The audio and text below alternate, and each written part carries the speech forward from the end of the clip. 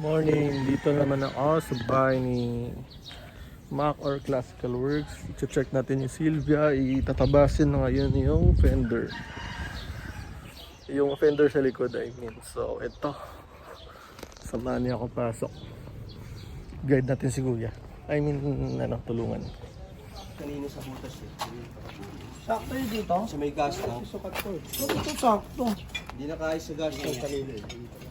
Babawasan na lang ito. Hindi, may goma dyan eh. Sakto lang. Magbabawas lang talaga, konti lang. Ito lapad eh. Okay. No, mas malapad no? Malayo talaga yung nalapad nito. Paano yung harapan pala nun? Baka naman maiwan. Hindi, malapad na yung harapan nun. Okay. Kaya nga gusto ko mag OverFender kasi bitin na yung likod eh.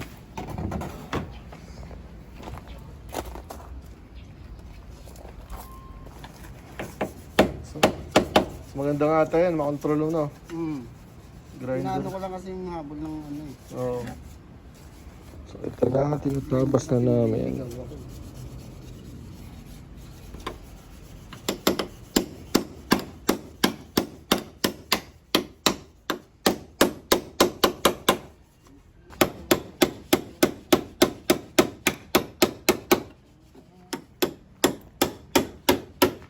So yun guys, almost patapos na siya.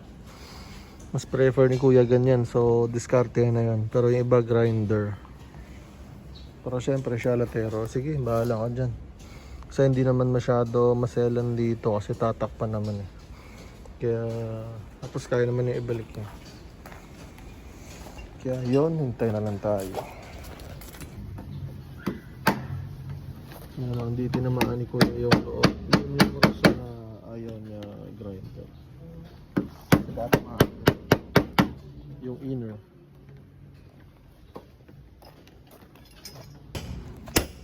Ito parang sulit na ano. Kita na yan. Through the years na nakatago siya dyan. Bulok na. I mean kinakalawang pala.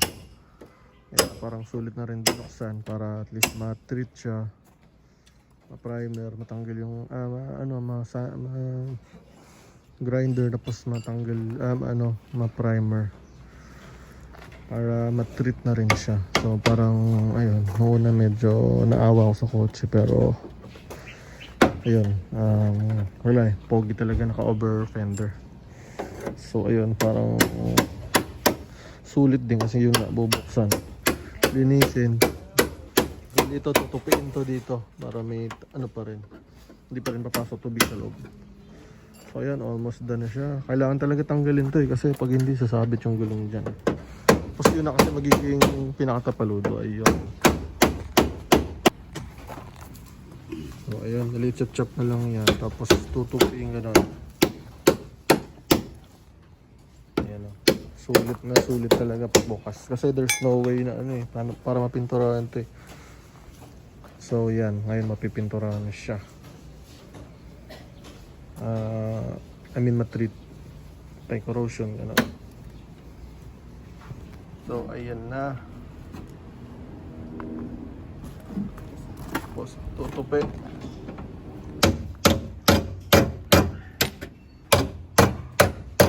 Nakikita ko yung mga meron sila sa harapan. Yun o. Konti na lang. Yan. Pinturahan na lang ito, primer na lang. Tapos ito, i-re-rabbit. Malayo na. Galaw na yung gulong dito. Kasi pa-primer din. Ganda talaga ang balakang oh. Ito pala si Jun, yung pinaka-master sa classical. Master engineer.